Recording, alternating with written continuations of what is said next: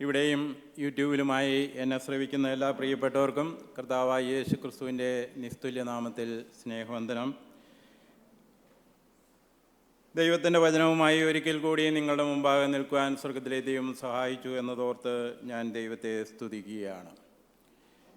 Holy Roman എംപയറിൻ്റെ ചക്രവർത്തിയായ Charles അഞ്ചാമൻ 1521 April 18 രാഷ്ട്രത്തിലെ നേതാക്കന്മാരുടെയും മതമേലധ്യക്ഷന്മാരുടെയും ഒരു വിശുദ്ധ അസംബ്ലി ജർമ്മനിയിലെ വേംസ് എന്ന പട്ടണത്തിൽ വിളിച്ചുകൂട്ടി.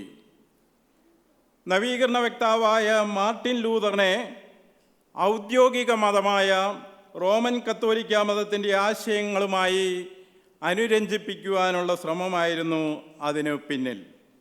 ഇതാണ് പിൽക്കാലത്ത് ഡൈറ്റ് ഓഫ് വേംസ് എന്ന പേരിൽ അറിയപ്പെട്ട ഇമ്പീരിയൽ അസംബ്ലി എന്നത്.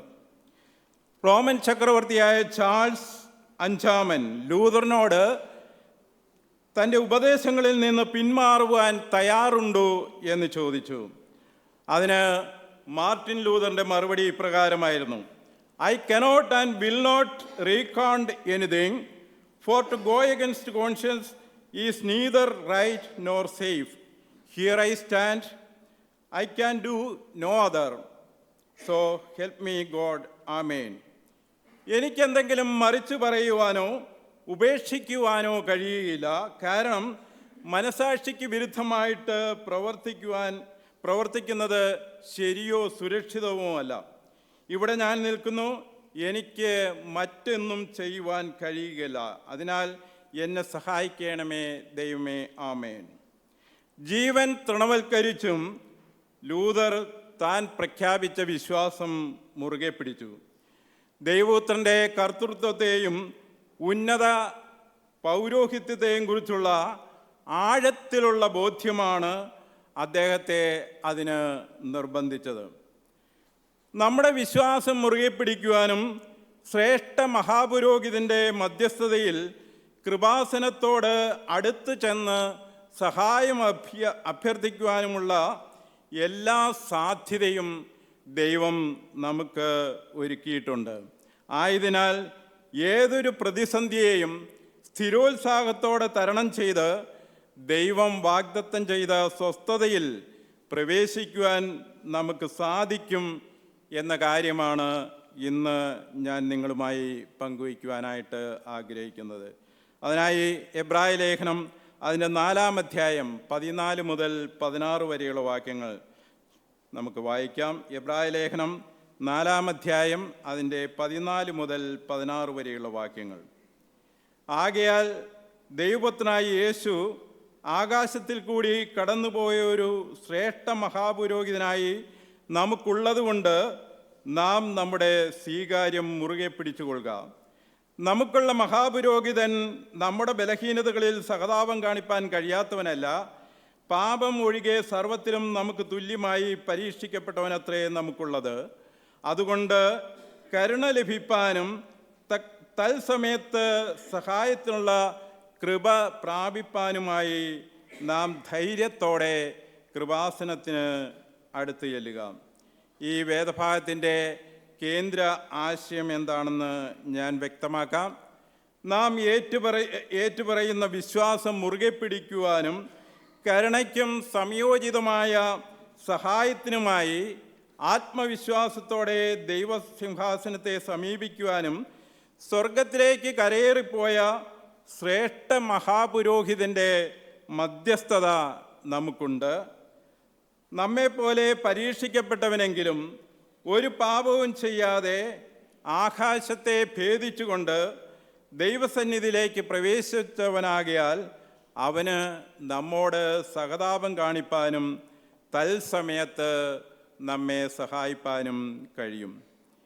ഞാൻ ഈ പ്രസംഗത്തിന് നൽകുവാൻ ഉദ്ദേശിക്കുന്ന തലക്കെട്ട് എന്ന് പറയുന്നത് ധൈര്യത്തോടെ കൃപാസനത്തോട് അടുത്തു വരിക.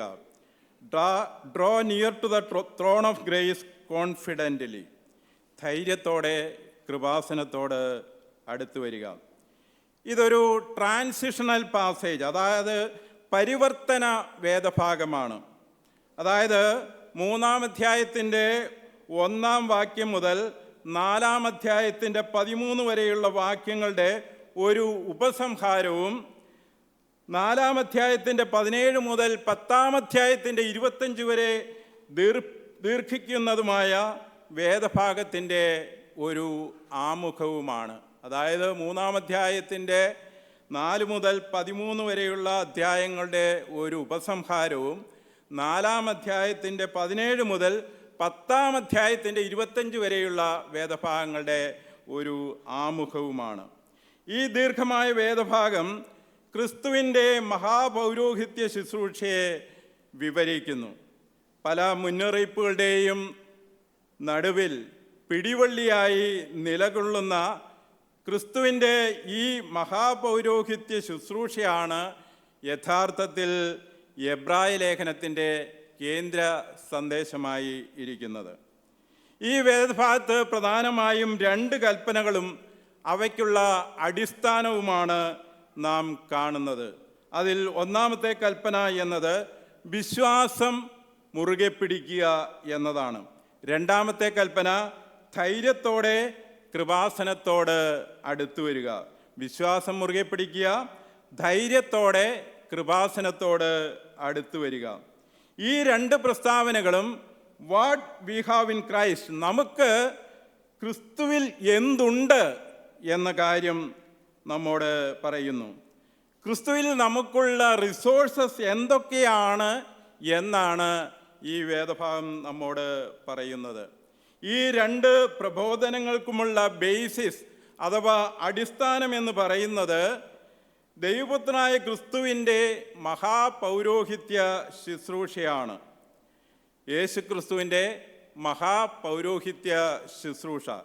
കുറച്ചുകൂടി വിശദമായി പറഞ്ഞാൽ, യേശുക്രിസ്തു നമുക്ക് ശ്രേഷ്ഠ മഹാപുരോഹിതനായി ഉള്ളതുകൊണ്ട് നമ്മുടെ വിശ്വാസം മുറുകെ പിടിക്കുവാനും ആത്മവിശ്വാസത്തോടെ കൃപാസനത്തെ സമീപിക്കുവാനും നമുക്ക് കഴിയും. തുടർന്ന് ഈ വേദഭാഗത്ത് നാം കാണുന്നത് ഈ മഹാപുരോഹിതനെക്കുറിച്ചുള്ള വിശദീകരണമാണ്. അതായത് എങ്ങനെയുള്ള മഹാപുരോഹിതനാണ് നമുക്കുള്ളത് എന്ന് വിശദീകരിക്കുന്നു. ഈ വേദഭാഗത്തിന് തൊട്ടു മുന്നമേ ഇസ്രയേലിൻ്റെ അവിശ്വാസത്തെ ചൂണ്ടിക്കാട്ടി ദൈവം വാഗ്ദത്തം ചെയ്ത സ്വസ്ഥത നഷ്ടപ്പെടുത്തുന്നതിൻ്റെ അപകടത്തെക്കുറിച്ചുള്ള മുന്നറിയിപ്പാണ് നാം കണ്ടത്. അവരെ പോലെ നാമും ഒരു സദ്വർത്തമാനം കേട്ടവരും ദൈവത്തിൻ്റെ സ്വസ്ഥതയിലേക്ക് പ്രവേശിപ്പാൻ വിളിക്കപ്പെട്ടവരുമാണ്. എന്നാൽ നമ്മെ വിളിച്ച കർത്താവിൻ്റെ വാക്കുകളെ അല്ലെങ്കിൽ അവൻ്റെ വചനത്തെ നാം അവിശ്വസിച്ചാൽ നമുക്കും ഇസ്രയേല്യരുടെ ഗതി തന്നെ സംഭവിക്കും. അങ്ങനെ സംഭവിക്കാതെ ദൈവം വാഗ്ദാനം ചെയ്ത സ്വസ്ഥതയിൽ പ്രവേശിക്കുവാൻ നിങ്ങൾ സകല ഉത്സാഹവും കഴിക്കണം എന്ന കാര്യമാണ് മുന്നമേ നാം ചിന്തിച്ചത്. എന്നാൽ നിങ്ങൾ ഇനി കഠിനമായി പരിശ്രമിച്ചുകൊള്ളൂ, നിങ്ങൾ അധ്വാനിച്ചുകൊള്ളൂ എന്ന് പറഞ്ഞ് ലേഖനകാരൻ ഈ പ്രബോധനം ഇവിടെ അവസാനിപ്പിക്കുകയല്ല. മറിച്ച് ഇക്കാര്യത്തിൽ നമ്മെ സഹായിക്കുവാൻ ഒരു ശ്രേഷ്ഠ മഹാപുരോഹിതൻ നമുക്കുണ്ട് എന്ന കാര്യം താനിവിടെ ഓർപ്പിക്കുകയാണ്. അവൻ നമ്മോട് സഹതാപം കാണിപ്പാനും തക്ക സമയത്ത് സഹായിക്കുവാനും തയ്യാറായി ദൈവത്തിൻ്റെ വലതുഭാഗത്ത് നിലകൊള്ളുന്നു. അതുകൊണ്ട് നമ്മുടെ വിശ്വാസത്തെ മുറുകെ പിടിക്കുകയും കൃപാസനത്തോട് അടുത്തു വരികയും ചെയ്യുക. അങ്ങനെ നമ്മുടെ അവിശ്വാസത്തെ ചെറുത്ത് തോൽപ്പിക്കുക. ഈ കാര്യമാണ് നാം ഇനി ചിന്തിക്കുവാനായിട്ട് പോകുന്നത്. മറ്റൊരു രീതിയിൽ പറഞ്ഞാൽ, നമ്മുടെ വിശ്വാസവും അനുസരണവും നിലനിൽക്കുന്നതിൻ്റെ അടിസ്ഥാനം എന്ന് പറയുന്നത് പുത്രൻ്റെ മഹാപൗരോഹിത്യ ശുശ്രൂഷയാണ്. The basis for our faith and obedience is the high priestly ministry of the Son, or the basis of our perseverance is the high priestly ministry of the Son. നമ്മുടെ വിശ്വാസത്തിലുള്ള നിലനിൽപ്പിൻ്റെ കാരണം യേശുക്രിസ്തുവിൻ്റെ മഹാപൗരോഹിത്യ ശുശ്രൂഷയാണ്. അപ്പോൾ ഒന്നാമതായി ഈ വേദഭാഗത്തു നിന്ന് ഞാൻ പറയുവാൻ ആഗ്രഹിക്കുന്ന കാര്യം നമ്മുടെ വിശ്വാസം മുറുകെ പിടിക്കുക എന്നതാണ്. നമ്മുടെ വിശ്വാസം മുറുകെ പിടിക്കുക. 14 വാക്യം, ആകയാൽ ദൈവപുത്രനായ യേശു ആകാശത്തിൽ കൂടി കടന്നുപോയ ഒരു ശ്രേഷ്ഠ മഹാപുരോഹിതനായി നമുക്കുള്ളത് കൊണ്ട് നാം നമ്മുടെ സ്വീകാരം മുറുകെ പിടിച്ചുകൊള്ളുക. നാം നമ്മുടെ സ്വീകാരം മുറുകെ പിടിച്ചുകൊള്ളുക എന്നതാണ് ഈ വാക്യത്തിലെ കൽപ്പന എന്നത്. ഈ കൽപ്പന നൽകുവാനുള്ള അടിസ്ഥാനമാണ്, അല്ലെങ്കിൽ അതിൻ്റെ ബേസിസാണ് ഈ വാക്യത്തിൻ്റെ ആദ്യ ഭാഗത്ത് നാം കാണുന്നത്. ആകയാൽ ദൈവപുത്രനായ യേശു ആകാശത്തിൽ കൂടി കടന്നുപോയ ഒരു ശ്രേഷ്ഠ മഹാപുരോഹിതനായി നമുക്കുള്ളത് കൊണ്ട് നാം നമ്മുടെ സ്വീകാര്യം മുറുകെ പിടിക്കാം. ഈ കൽപ്പനയിൽ നമുക്ക് പരിചയമില്ലാത്ത ഒരു വാക്ക് എന്നത് സ്വീകാരം എന്ന വാക്കാണ്. എന്താണ് സ്വീകാരം എന്നതുകൊണ്ട് അർത്ഥമാക്കുന്നത്? ഇംഗ്ലീഷിൽ അത് let us hold fast our confession എന്നാണ്. Let us hold fast our confession.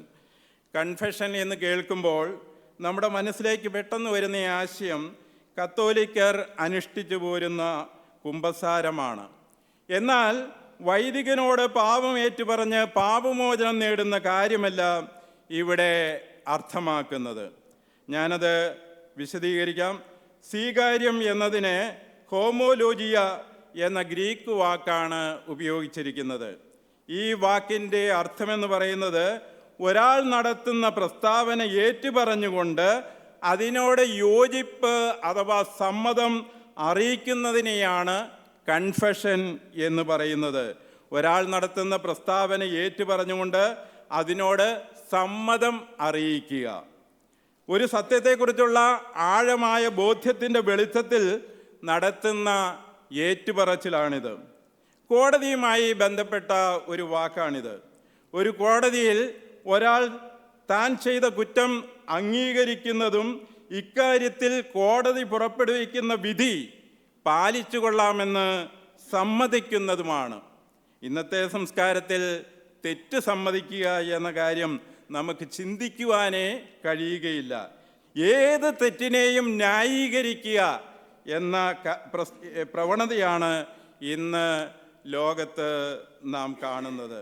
ഇവിടുത്തെ പശ്ചാത്തലത്തിൽ ഒരു കാലത്ത് നാം അംഗീകരിച്ചതും മറ്റുള്ളവരുടെ മുൻപാകെ പരസ്യമായി ഏറ്റുപറഞ്ഞതുമായ വിശ്വാസത്തിൻ്റെ പ്രസ്താവനയെ ഇത് പരാമർശിക്കുന്നു. അതല്ലെങ്കിൽ നാം വിശ്വസിച്ച സുവിശേഷം അവസാനത്തോളം മുറുകെ പിടിക്കുക.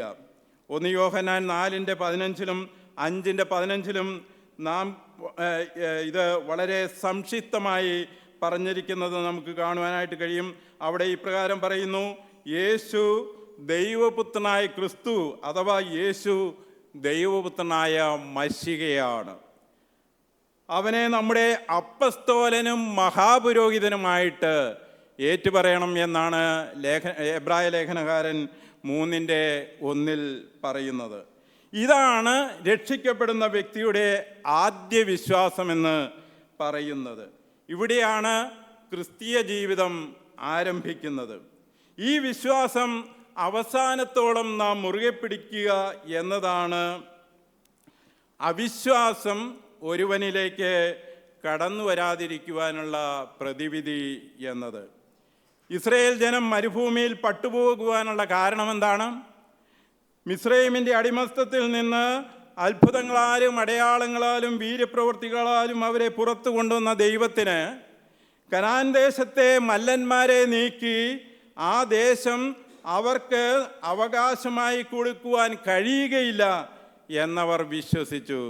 അതിൻ്റെ ഫലമായി ഒരു നേതാവിനെ തിരഞ്ഞെടുത്ത് മിസ്രൈമിലേക്ക് മടങ്ങിപ്പോകാമെന്നവർ തീരുമാനിച്ചു. അങ്ങനെ അവരെല്ലാവരും മരുഭൂമിയിൽ പട്ടുപോയി.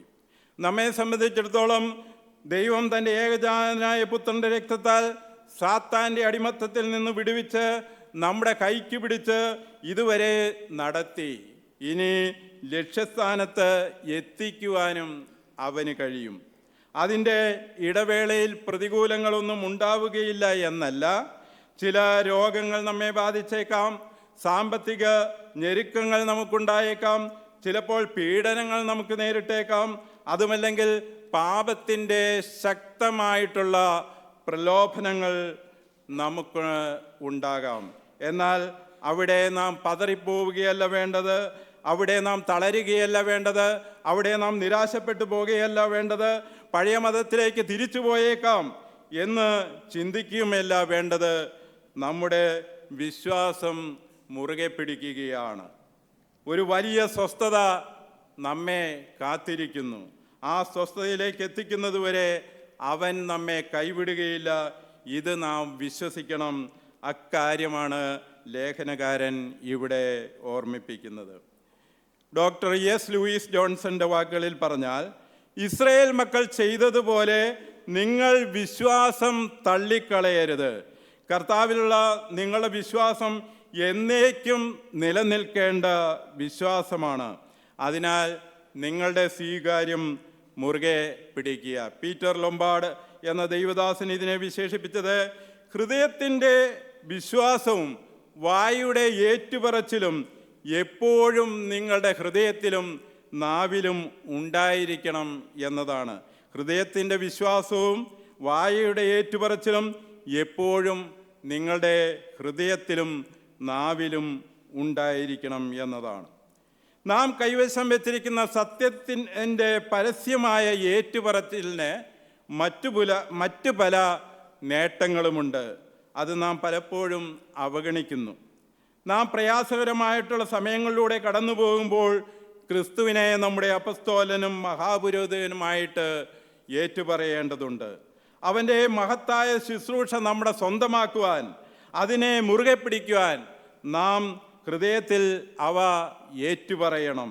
നമ്മുടെ ഏറ്റുപറച്ചിൽ വിശ്വാസികളുടെ മധ്യേ മാത്രമായി പരിമിതപ്പെടുത്തരുത്, മറിച്ച് അവിശ്വാസികളുടെ മധ്യേയും നാം അത് ഏറ്റുപറയേണ്ടത് ആവശ്യമാണ്. അത്തരം ഏറ്റുപറച്ചിൽ നമ്മുടെ ആത്മാവിന് ശക്തി പകരും എന്ന് മാത്രമല്ല, ക്രിസ്തുവിനെ മഹത്വീകരിക്കുവാനും അത് ഉപകരിക്കുന്നു. ഇനി ഇങ്ങനെയൊരു പ്രബോധനം നൽകുവാനുള്ള അടിസ്ഥാനത്തെക്കുറിച്ചാണ് ലേഖനകാരൻ ഈ വാക്യത്തിൻ്റെ ആദ്യ ഭാഗത്ത് പറയുന്നത്. ആകയാൽ ദൈവപുത്രനായ യേശു ആകാശത്തിൽ കൂടി കടന്നുപോയ ഒരു ശ്രേഷ്ഠ മഹാപുരോഹിതനായി നമുക്കുള്ളത് കൊണ്ട് നമ്മുടെ സ്വീകാര്യം മുറുകെ പിടിക്കുക. ഒന്നിൻ്റെ സബ് പോയിൻ്റായിട്ട് ഞാൻ പറയുവാനായിട്ട് ആഗ്രഹിക്കുന്നത്, യേശു എന്ന ശ്രേഷ്ഠ മഹാപുരോഹിതൻ ദൈവസന്നിധിയിൽ നമുക്കുണ്ട് എന്നുള്ള കാര്യമാണ്. ഒന്ന് എ പോയിൻ്റായിട്ട് പറയുന്നത്, യേശു എന്ന ശ്രേഷ്ഠ മഹാപുരോഹിതൻ ദൈവസന്നിധിയിൽ നമുക്കുണ്ട് എന്ന കാര്യമാണ്.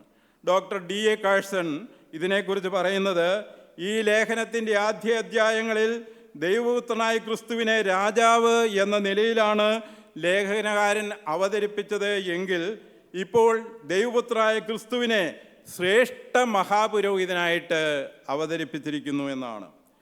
ലേഖനകാരൻ ആദ്യമായിട്ടല്ല ഈ ശ്രേഷ്ഠ മഹാപുരോഹിതനെക്കുറിച്ച് പറയുന്നത്. എബ്രായർ 2:17 ഈ ശ്രേഷ്ഠ മഹാപുരോഹിതനെക്കുറിച്ച് പരാമർശിച്ചിരിക്കുന്നത് നമുക്ക് കാണുവാനായിട്ട് സാധിക്കും.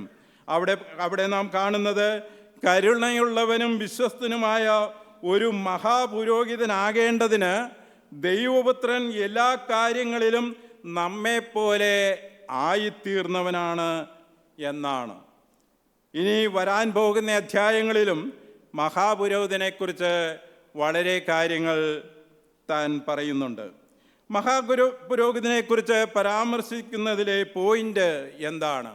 എബ്രായർ 5:1 പറയുന്നത് പോലെ, ദൈവവുമായി ബന്ധപ്പെട്ട കാര്യങ്ങളിൽ മഹാപുരോഹിതൻ ജനങ്ങളെ പ്രതിനിധീകരിച്ചു പോന്ന വ്യക്തിയാണ്. ദൈവത്തിൻ്റെയും മനുഷ്യൻ്റെയും ഇടയിൽ മധ്യസ്ഥത വഹിച്ചിരുന്ന വ്യക്തിയാണ്. വിശ്വാസികൾ കൊണ്ടുവരുന്ന യാഗവസ്തുക്കളും വഴിപാടുകളും ദൈവസന്നിധിയിൽ അർപ്പിച്ചിരുന്ന വ്യക്തിയാണ് ഈ പുരോഹിതൻ. ഈ ഉത്തരവാദിത്തങ്ങൾ ഇപ്പോൾ ദൈവപുത്രനായ ക്രിസ്തുവാണ് ദൈവസന്നിധിയിൽ നിവർത്തിക്കുന്നത്. അതുകൊണ്ട് നമുക്ക് ഒരു ശ്രേഷ്ഠ മഹാപുരോഹിതനുണ്ട്. അവൻ ആരാണ് എന്നതും അവൻ എന്ത് ചെയ്തു എന്നതുമാണ് അവനെ മഹത്വാനാക്കുന്നത്. ഒരു ഭൗമിക കൂടാരത്തിലോ ദേവാലയത്തിലോ ശുശ്രൂഷ ചെയ്യുന്ന മഹാപുരോഹിതനല്ല, മറിച്ച് ദൈവത്തിൻ്റെ സന്നിധിയിൽ ശുശ്രൂഷ ചെയ്യുന്ന മഹാപുരോഹിതനാണ്. എബ്രായ ലേഖകൻ 5-ാം അധ്യായത്തിൽ ഊന്നിപ്പറയുന്നത് പോലെ നമ്മുടെ മഹാപുരോഹിതൻ കേവലം ഒരു മഹാപുരോഹിതനല്ല, ശ്രേഷ്ഠ മഹാപുരോഹിതനാണ്. മാത്രമല്ല, ആകാശത്തിലൂടെ കടന്നുപോയ ഒരു മഹാപുരോഹിതനാണ്. ജോൺസൺ എന്ന ദൈവദാസൻ അതിനെക്കുറിച്ച് പറയുന്നത്, സ്വർഗീയ മണ്ഡലങ്ങളെ ഭേദിച്ചുകൊണ്ട് ദൈവത്തിൻ്റെ സന്നിധിയിലേക്ക് പ്രവേശിച്ച ഒരു മഹാപുരോഹിതനാണവൻ. സ്വർഗീയ മണ്ഡലങ്ങളിലൂടെ തുളച്ചു കയറി സ്വർഗത്തിലേക്ക് പ്രവേശിച്ച മഹാപുരോഹിതൻ. അതുകൊണ്ട് ഇവിടെ 14-ാം വാക്യത്തിൽ പറയുന്ന ആശയം വളരെ ലളിതമാണ്. നിങ്ങൾ തളർന്നു പോകേണ്ടതില്ല, നിരാശപ്പെട്ടു പോകേണ്ടതില്ല, നിങ്ങൾ പരാജയപ്പെടേണ്ട ആവശ്യമില്ല. എല്ലാത്തിനേക്കാളും ഉപരി നിങ്ങൾ പാപത്തിനോ പ്രലോഭനങ്ങൾക്കോ വഴങ്ങേണ്ട ആവശ്യവുമില്ല. നിങ്ങൾക്ക് ഒരു ശ്രേഷ്ഠ മഹാപുരോഹിതൻ സ്വർഗത്തിൽ ഉള്ളതിനാൽ സഹിഷ്ണുത പുലർത്താം. നിങ്ങളുടെ വിശ്വാസം മുറുകെ പിടിക്കുക. രണ്ടാമതായി ഈ വേദഭാഗത്ത് നിന്ന് ഞാൻ പറയുവാൻ ആഗ്രഹിക്കുന്ന കാര്യം, ധൈര്യത്തോടെ നമുക്ക് കൃപയുടെ സിംഹാസനത്തെ സമീപിക്കുവാൻ കഴിയും എന്ന കാര്യമാണ്. ധൈര്യത്തോടെ കൃപാസനത്തോട് അടുത്തു വരിക. പഴയ നിയമത്തിലെ ശ്രേഷ്ഠ മഹാപുരോഹിതൻ്റെ അതിവിശുദ്ധ സ്ഥലത്തിലേക്കുള്ള പ്രവേശനത്തെ ഇത് ചിത്രീകരിക്കുന്നു. സിംഹാസനത്തോട് അടുത്തു വരിക എന്ന ചിത്രം നിലവിലെ സന്ദർഭത്തിൽ കുറഞ്ഞത് 2 സന്ദേശങ്ങളെങ്കിലും ഉൾക്കൊള്ളുന്നു. ഒന്ന്, അത് പ്രാർത്ഥനാപൂർവമായ ആരാധനയെ കുറിക്കുന്നു. പ്രാർത്ഥനാപൂർവമായിട്ടുള്ള ആരാധന കഴിക്കുക. പ്രാർത്ഥന ദൈവത്തോട് കൂടുതൽ അടുത്തു വരുവാൻ നമ്മെ സഹായിക്കുന്ന ഒരു കാര്യമാണ്. പ്രാർത്ഥനയിലൂടെ ദൈവത്തോട് സംസാരിക്കുവാനും ദൈവം പറയുന്നത് കേൾക്കുവാനും നാം എത്ര സമയം ചെലവഴിക്കുന്നുവോ അത്രയും അധികം നാം അവനോട് കൂടുതൽ അടുക്കുകയും അവനെ നാം കൂടുതൽ അറിയുകയും ചെയ്യുന്നു. പ്രാർത്ഥന ദൈവഹിതത്തോട് നമ്മുടെ ഹിതത്തെ അലൈൻ ചെയ്യുവാൻ അല്ലെങ്കിൽ പൊരുത്തപ്പെടുവാൻ സഹായിക്കുന്ന കാര്യമാണ്. ജീവിതത്തിലൂടെയുള്ള നമ്മുടെ യാത്രയിൽ നമ്മെ നയിക്കുവാനും സഹായിക്കുവാനും നാം ദൈവത്തോട് അപേക്ഷ കഴിക്കുന്നു. നമ്മുടെ ജീവിതം ദൈവത്തിന് സമർപ്പിക്കുവാനും അവൻ നമുക്ക് വേണ്ടി ആസൂത്രണം ചെയ്ത പാതയിലേക്ക് അവൻ നമ്മെ നയിക്കുമെന്ന് വിശ്വസിക്കുവാനുള്ള ഒരു മാർഗമാണ് പ്രാർത്ഥന. ഇനി നമ്മുടെ ജീവിതം തീർച്ചയായും നമ്മെക്കുറിച്ചല്ല, അത് എല്ലായ്പ്പോഴും ദൈവത്തെക്കുറിച്ചായിരിക്കണം. അല്ലെങ്കിൽ സ്വർഗത്തിലെന്ന പോലെ ഭൂമിയിലും അവൻ്റെ ഇഷ്ടം നിറവേറ്റുക എന്നതാണ് നമ്മെക്കുറിച്ചുള്ള ദൈവഹിതം എന്നത്. ദൈവമാണ് ഈ പ്രപഞ്ചത്തിൻ്റെ കേന്ദ്രവും നിയന്ത്രണവും എന്ന് അംഗീകരിക്കുവാൻ പ്രാർത്ഥന നമ്മെ സഹായിക്കുന്നു. പ്രാർത്ഥന ശക്തിയും പ്രത്യാശയും നമ്മിൽ വർദ്ധിപ്പിക്കുന്നു. കാര്യങ്ങൾ ദുഷ്കരമായിരിക്കുമ്പോൾ നാം തനിച്ചാണെന്ന് തോന്നുന്നത് വളരെ സ്വാഭാവികമായിട്ടുള്ള കാര്യമാണ്. പക്ഷേ ദൈവം എപ്പോഴും നമ്മോടൊപ്പമുണ്ട്. നാം പ്രാർത്ഥിക്കുമ്പോൾ കാര്യങ്ങൾ അവൻ്റെ നിയന്ത്രണത്തിലാണെന്നും നാം അഭിമുഖീകരിക്കുന്ന ഏത് സാഹചര്യത്തിലും നമ്മെ സഹായിക്കുമെന്നും നമ്മെ ഇത് ഓർപ്പിപ്പിക്കുന്നു. ശക്തിക്ക് വേണ്ടിയുള്ള നമ്മുടെ പ്രാർത്ഥന പ്രതികൂലങ്ങളെ മറികടക്കുവാൻ നമ്മെ സഹായിക്കും. കാരണം ദൈവം എപ്പോഴും നമുക്ക് വേണ്ടി ദൈവത്തിൻ്റെ സന്നിധിയിലുണ്ട്. രണ്ടാമത്, സിംഹാസന പ്രതിമ ദൈവത്തിൻ്റെ ശക്തിയെയും അധികാരത്തെയും പ്രതിനിധീകരിക്കുന്നു. അത്യുന്നതനായ ദൈവത്തോട് അഭയയാചന കഴിപ്പാനുള്ള പദവിയായി ഇതിനെ നമുക്ക് കണക്കാക്കാം. അത്യുന്നതനായ ദൈവത്തോട് അഭയയാചന കഴിപ്പാനുള്ള പദവിയായിട്ട് ഇതിനെ നമുക്ക് കണക്കാക്കാം. ഇന്ന് അനേകം രാജ്യങ്ങളിൽ നിന്ന് രാജഭരണം നീങ്ങിപ്പോയതിനാൽ ഇതിൻ്റെ ഗൗരവം എത്രത്തോളം എന്ന് ഗ്രഹിക്കുവാൻ നമുക്ക് പലപ്പോഴും ബുദ്ധിമുട്ടാണ്. എങ്കിലും പഴയ നിയമ പുസ്തകങ്ങളിലൊന്നായ എസ്തേറിൻ്റെ പുസ്തകം ഈ വിഷയത്തിൽ അല്പം വെളിച്ചം വീശുമെന്ന് ഞാൻ കരുതുന്നു. പാഴ്സി രാജാവായ അഹശ്വേരോശ് രാജാവിൻ്റെ ധർമ്മപത്നിയായിരുന്നു എസ്തേർ. ആ നിലയിൽ അധികാരത്തിലും പദവിയിലും താൻ രാജ്ഞിയാണ്. എന്നാൽ അഹശ്വേരോശ് രാജാവിൻ്റെ മന്ത്രിയായിരുന്ന ഹാമാൻ തനിക്ക് മൊർദെഖായിയോടുള്ള വൈരാഗ്യ നിമിത്തം മൊർദെഖായിയെയും തൻ്റെ വംശജരായ യഹൂദന്മാരെയും കൊന്നൊടുക്കുവാനുള്ള ഒരു കൽപ്പന പുറപ്പെടുവിച്ചു. അതിൽ യഹൂദ സ്ത്രീയും രാജാവിൻ്റെ പത്നിയുമായ എസ്തേറും ഉൾപ്പെട്ടിരുന്നു. എന്നാൽ ഈ കാര്യം രാജാവിനെ അറിയിക്കുവാനോ രാജസന്നിധിയിൽ മുഖം കാണിക്കുവാനോ എസ്തേറിന് അനുവാദമുണ്ടായിരുന്നില്ല.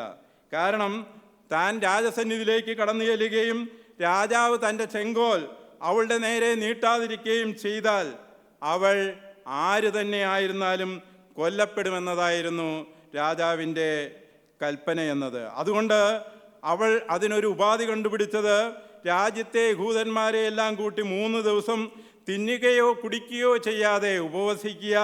എസ്തേറും തൻ്റെ ബാല്യക്കാരുത്തികളും അതുപോലെ 3 ദിവസം ഉപവസിക്കും.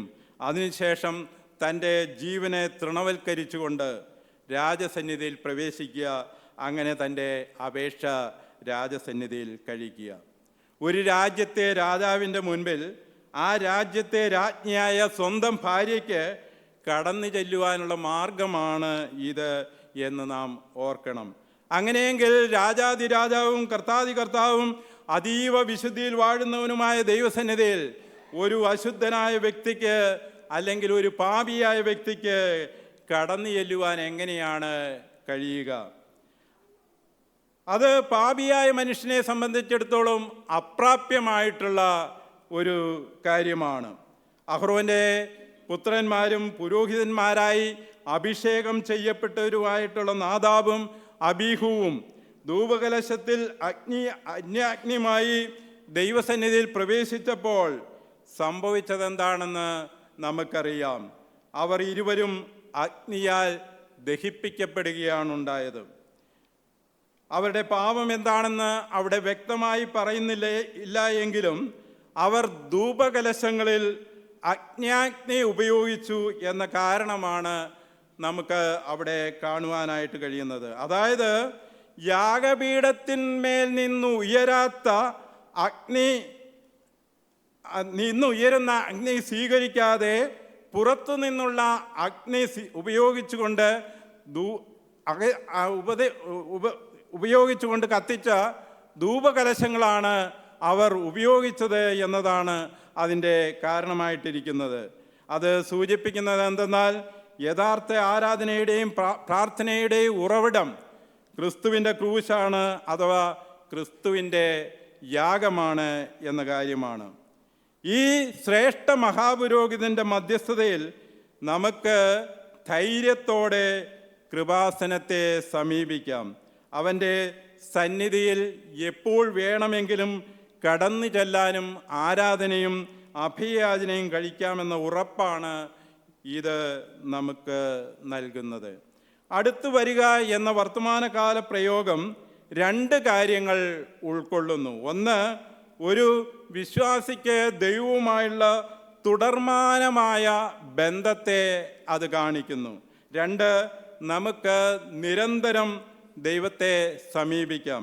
അതായത് തുടർമാനമായ ബന്ധവും യാതൊരു ഭയവും കൂടാതെ ഏത് സമയത്തും ദൈവത്തെ സമീപിക്കാനുള്ള അധികാരവുമാണ് ഇത് നമുക്ക് നൽകുന്നത്. മാത്രവുമല്ല, പിന്തിരിഞ്ഞ് പോകുന്നതിനെതിരെയുള്ള ഒരു പ്രതിവിധിയാണിത്. അല്ലെങ്കിൽ പിന്നോക്കം നിൽക്കാതിരിക്കുവാനുള്ള ഒരു മറുമരുന്നും കൂടിയാണിത്. പഴയ ഉടമ്പടി പ്രകാരം വർഷത്തിലൊരിക്കൽ പാപപരിഹാര ദിനത്തിൽ, അതും മഹാപുരോഹിതന് മാത്രമേ അതിവിശുദ്ധ സ്ഥലത്തേക്ക് പ്രവേശിക്കുവാൻ അനുവാദമുണ്ടായിരുന്നുള്ളൂ. അവരുടെ പാപം മറയ്ക്കപ്പെട്ടിരുന്നു എങ്കിലും ദൈവസന്നിധിയിൽ നേരിട്ട് പ്രവേശിപ്പാനുള്ള അനുവാദം ജനങ്ങൾക്ക് ഉണ്ടായിരുന്നില്ല. അതും ഇന്നത്തെ അവസ്ഥയും തമ്മിലുള്ള അന്തരം എത്ര വലിയതാണെന്ന് നാം ഓർക്കണം.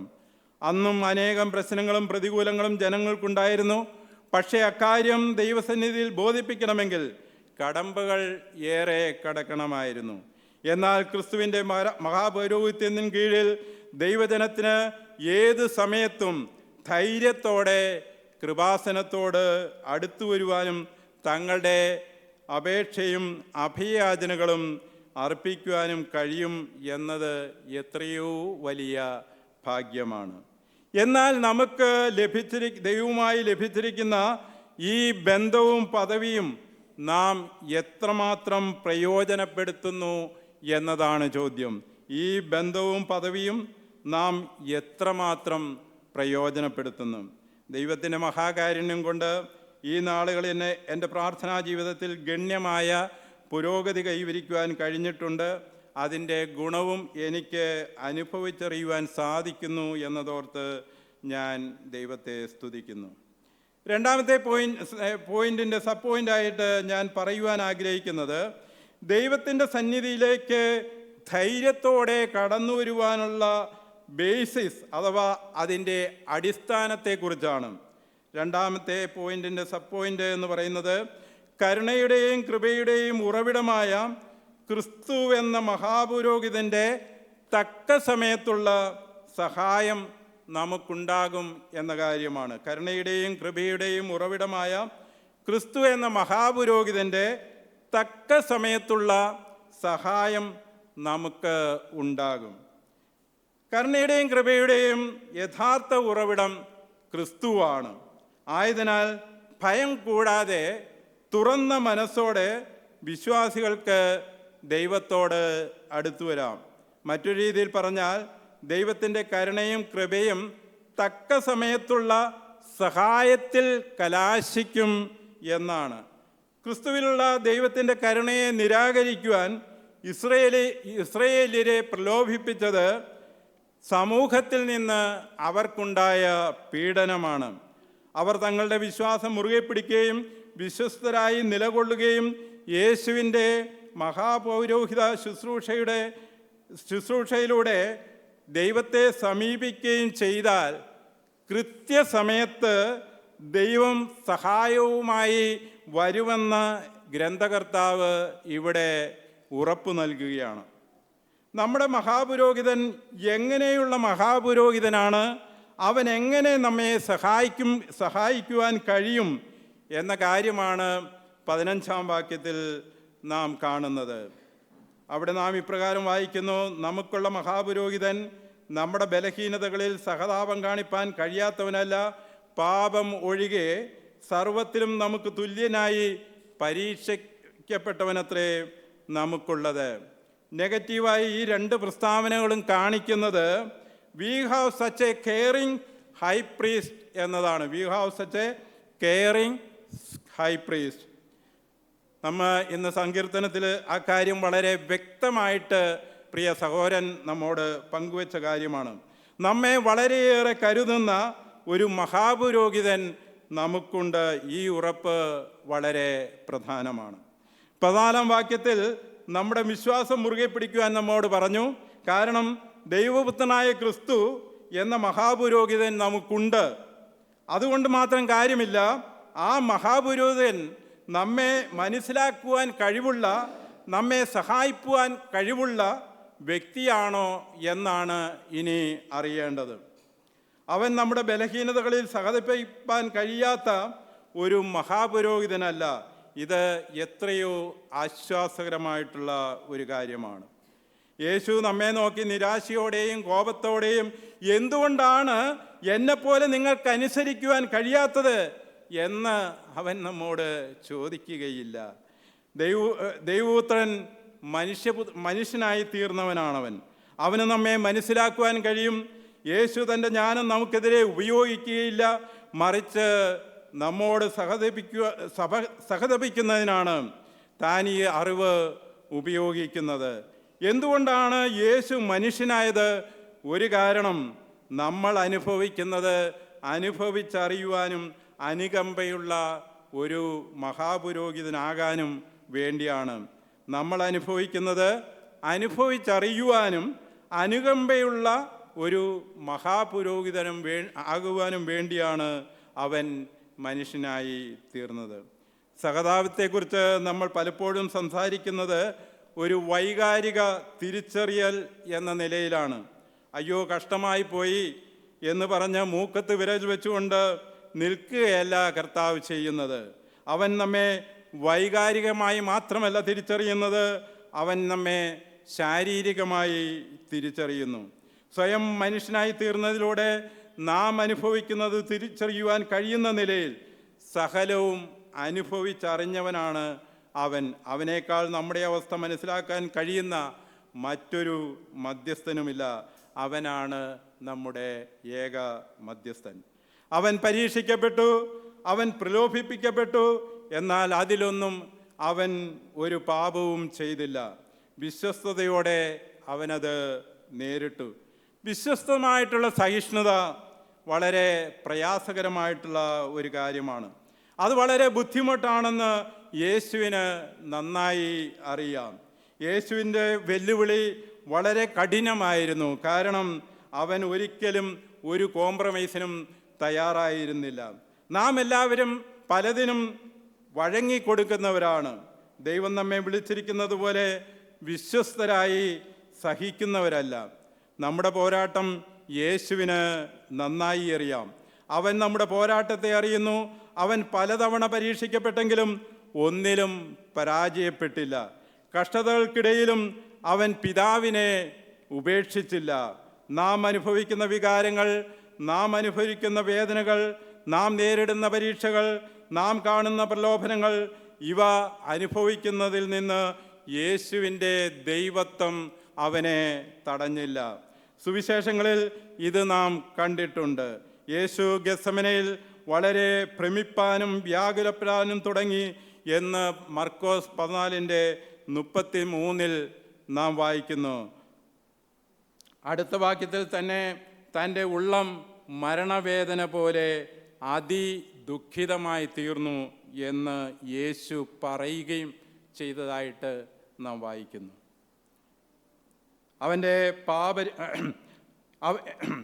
യേശു സഹിക്കാവുന്നതിൻ്റെ അപ്പുറം സഹിച്ച വ്യക്തിയാണ്. എന്നാൽ അവൻ പാപം ചെയ്തു പോയിരുന്നെങ്കിൽ ഈ അനുഭവങ്ങളെല്ലാം നമുക്ക് പ്രയോജനമില്ലാത്തതാകുമായിരുന്നു, അല്ലെങ്കിൽ ഉപയോഗശൂന്യമായി തീരുമായിരുന്നു. അവൻ്റെ പാപരഹിതമായ ജീവിതമാണ് നമുക്ക് വേണ്ടത്. നമുക്ക് വിശ്വസ്തനായ ഒരു മഹാപുരോഹിതനെ വേണം. നമുക്ക് ഒരു ശ്രേഷ്ഠ മഹാപുരോഹിതനെ വേണം. നമ്മുടെ അവസ്ഥ മനസ്സിലാക്കുകയും നമുക്ക് ആവശ്യമായ സഹായം നൽകുവാൻ കഴിവുള്ള ഒരു മഹാപുരോഹിതനെയാണ് നമുക്ക് ആവശ്യമായിരിക്കുന്നത്. ആ യോഗ്യതകളെല്ലാം ഉള്ള ഒരു ശ്രേഷ്ഠ മഹാപുരോഹിതൻ നമുക്കുള്ളത് കൊണ്ട് നമുക്ക് പാപം ചെയ്യേണ്ട യാതൊരു ആവശ്യവുമില്ല. അപ്പോൾ നമ്മുടെ മനസ്സിലേക്ക് വരാവുന്ന ഒരു ചോദ്യം, പാപത്തിൻ്റെ ആധുനിക ഉപകരണങ്ങൾ നിറഞ്ഞ ഒരു ആധുനിക ലോകത്താണ് നാം ജീവിക്കുന്നത്. ഉദാഹരണമായി നമുക്കൊരുവനെ നിസ്സാരമായി വെടിവെച്ചു കൊല്ലാം, മനുഷ്യ ബോംബുകളെ ഉപയോഗിച്ച് മനുഷ്യനെ നശിപ്പിക്കാം. പാലസ്തീനിലും ഇസ്രയേലിലും റഷ്യയിലും ഉക്രൈനിലും ലെബനനിലും സിറിയയിലും ഇന്ന് നടക്കുന്നത് പോലെ ആയിരങ്ങളെ ഒറ്റയടിക്ക് മിസൈൽ ഉപയോഗിച്ചോ ക്ലസ്റ്റർ ബോംബുകൾ ഉപയോഗിച്ചോ കൊന്നൊടുക്കാം. ഇൻ്റർനെറ്റും മൊബൈലും ഒക്കെ ഉള്ളതിനാൽ പാപം ഇന്ന് വിരൽത്തുമ്പിലിരിക്കുന്നു. വളരെ രഹസ്യമായിട്ട് നമുക്ക് പോർണോഗ്രാഫി കാണുന്നതിന് കഴിയും.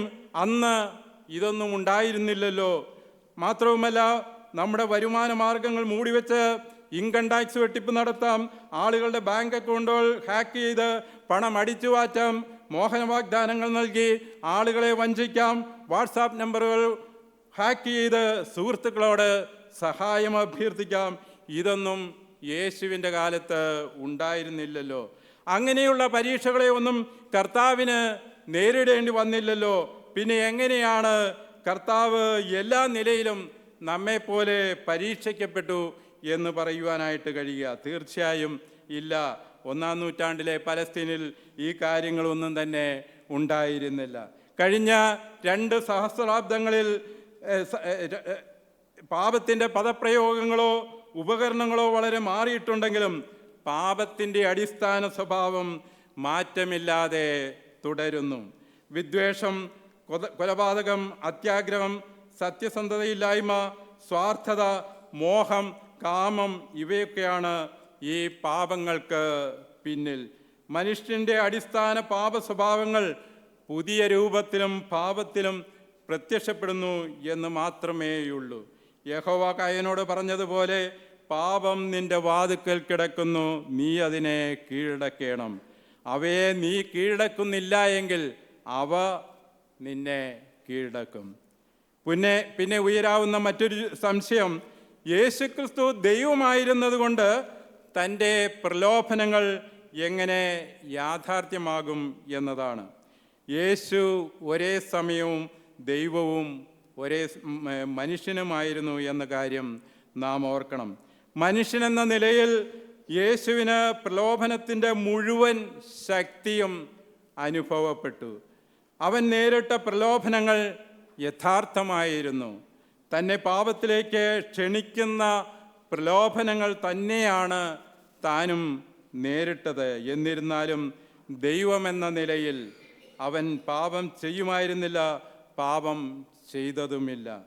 കഠിനമായ ശോധനയിൽ പോലും യേശുവിൻ്റെ സമർപ്പണത്തിൽ തെല്ലും വീഴ്ച വരുത്തിയില്ല. എബ്രായ ലേഖനം 5:7-8 വാക്യങ്ങളിൽ ലേഖനകാരൻ ഇത് വ്യക്തമായി തന്നെ പറയുന്നുണ്ട്.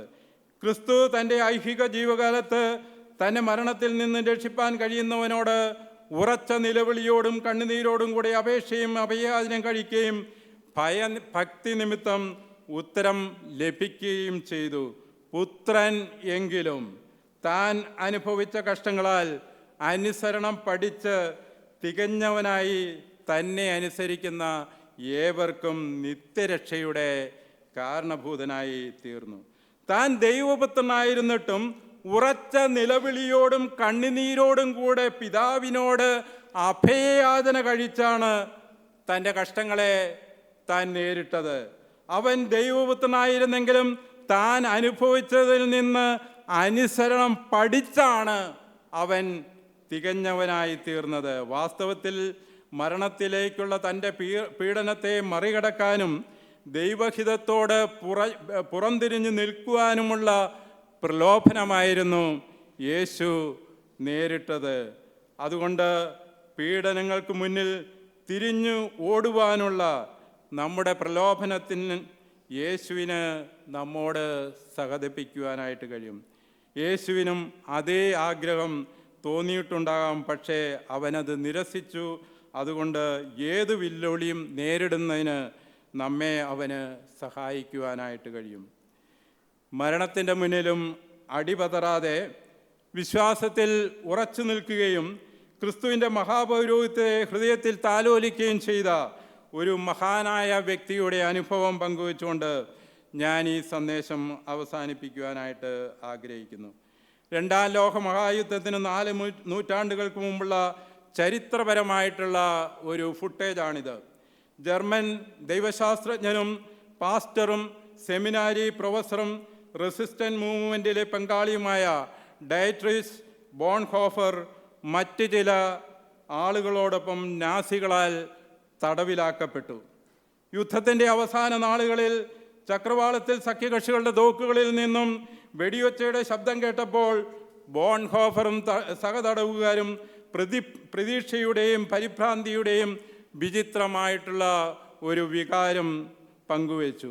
അമേരിക്കൻ ബ്രിട്ടീഷ് സേനയുടെ ഒരിടത്തു നിന്നും മറ്റൊരിടത്തേക്കുള്ള നീക്കമനുസരിച്ച് തടവുകാരുടെ ചെറിയ സംഘവും ഒരിടത്തു നിന്ന് മറ്റിടങ്ങളിലേക്ക് മാറ്റപ്പെട്ടുകൊണ്ടിരുന്നു. ഒടുവിൽ ജർമ്മനിയിലെ ഷോൺബെർഗിലെ ഒരു സ്കൂൾ കെട്ടിടത്തിലേക്ക് ഈ തടവുകാരെ കൊണ്ടുവന്നു. ബോൺഹോഫറിൻ്റെ സമയം അവസാനിക്കാറായപ്പോൾ ബെർലിനിൽ നിന്ന് അദ്ദേഹത്തിൻ്റെ അടിയന്തര വിചാരണയ്ക്കും വധശിക്ഷയ്ക്കുമുള്ള ഉത്തരവ് എത്തി. ഞായറാഴ്ച ബോൺഹോഫറിനോട് റോമൻ കത്തോലിക്കരും റഷ്യയിൽ നിന്നുള്ള ചില കമ്മ്യൂണിസ്റ്റുകാരും ഉൾപ്പെടുന്ന തടവുകാർ ഒരു ആരാധനാ ശുശ്രൂഷ നടത്തുവാനായിട്ട് അഭ്യർത്ഥിച്ചു. ബോൺഹോഫർ യെശയ്യാ 53:5 1 പത്രോസ് 1:3 വാക്യങ്ങളെ ഉദ്ധരിച്ചുകൊണ്ടാണ് അന്ന് അവരോട് സംസാരിച്ചത്. യെശയ്യാ 53:5 എന്നാൽ അവൻ നമ്മുടെ അകൃത്യങ്ങൾ നിമിത്തം മുറിവേറ്റും നമ്മുടെ അകൃത്യങ്ങൾ നിമിത്തം തകർന്നുമിരിക്കുന്നു. 1 പത്രോസ് 1:3 നമ്മുടെ കർത്താവായ യേശു ക്രിസ്തുവിൻ്റെ പിതാവായ ദൈവത്തിന് സ്തോത്രം. അവൻ മരിച്ചവരുടെ ഇടയിൽ നിന്നുള്ള യേശു ക്രിസ്തുവിൻ്റെ പുനരുത്ഥാനത്താൽ തൻ്റെ കരുണാധിക്യപ്രകാരം നമ്മെ ജീവനുള്ള പ്രത്യാശയ്ക്കായിട്ട് വീണ്ടും ജനിപ്പിച്ചിരിക്കുന്നു. ഈ വാക്യങ്ങളെ ആധാരമാക്കിയുള്ള അദ്ദേഹത്തിൻ്റെ അവസാനത്തെ പ്രസംഗം ആ തടവുകാരുടെ ഹൃദയങ്ങളെ ആഴമായിട്ട് സ്പർശിച്ചു. അവരിൽ പ്രത്യാശ ഉണർത്തുവാൻ അത് മതിയായതായിരുന്നു. ആ പ്രസംഗത്തെ തുടർന്ന് ബോൺഹോഫറിനെ സെല്ലിൽ നിന്നും ഫ്ലോസൻബർഗിലേക്ക് കൊണ്ടുപോയി. അവിടെ അദ്ദേഹത്തെ വിചാരണ ചെയ്യുകയും വധശിക്ഷയ്ക്ക് വിധിക്കുകയും ചെയ്തു. പിറ്റേന്ന് രാവിലെ 5-നും 6-നും ഇടയിൽ ബോൺഹോഫർ അർദ്ധനഗ്നനായി ഒരു വനഭൂമിയിലെ തൂക്കുമരത്തട്ടിൻ കീഴിൽ അവസാനമായി പ്രാർത്ഥിക്കുവാനായിട്ട് മുട്ടുകുത്തി.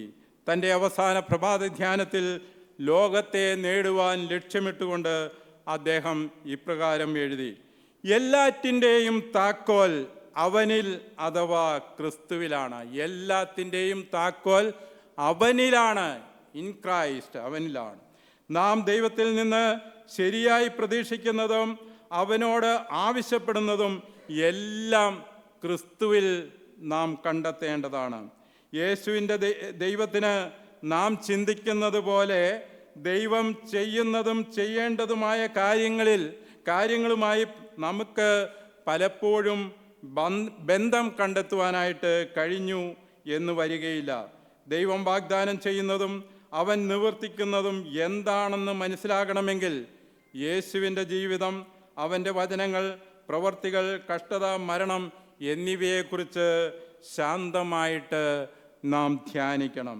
നാം എല്ലായ്പ്പോഴും ദൈവത്തോടടുത്തും അവൻ്റെ സാന്നിധ്യത്തിലും ജീവിക്കുമെന്ന കാര്യം ഉറപ്പാണ്. ആ ജീവിതം നമുക്ക് തികച്ചും പുതിയ ഒരു ജീവിതമാണ്. അപ്പോൾ നമുക്ക് അസാധ്യമായി ഒന്നുമുണ്ടാകുകയില്ല. കാരണം ദൈവത്തിന് സകലവും സാധ്യം. അവൻ്റെ ഹിതം കൂടാതെ ഒരു ഭൗമിക ശക്തിക്കും നമ്മെ തൊടാനാവില്ല. ആപത്തിനും ദുരിതത്തിനും അവനിലേക്ക് നമ്മെ അടുപ്പിക്കുവാൻ മാത്രമേ കഴിയുകയുള്ളൂ. ബോൺഹോഫർ എബ്രായർ 4:14-16 വാക്യങ്ങളിൽ അന്തർലീനമായിരിക്കുന്ന തത്വങ്ങൾ സ്വജീവിതത്തിൽ അന്വർത്ഥമാക്കിയ വ്യക്തിയായിരുന്നു. സ്ഥിരോത്സാഹം അഥവാ പേഴ്സീവറൻസ് ദൈവപുത്രനായ യേശു ക്രിസ്തുവുമായുള്ള ഒരാളുടെ ബന്ധത്തെ ആശ്രയിച്ചിരിക്കുന്നു. പേഴ്സീവറൻസ് എല്ലായ്പ്പോഴും യേശു ക്രിസ്തുവുമായിട്ടുള്ള ബന്ധത്തെ ആശ്രയിച്ചിരിക്കുന്നു.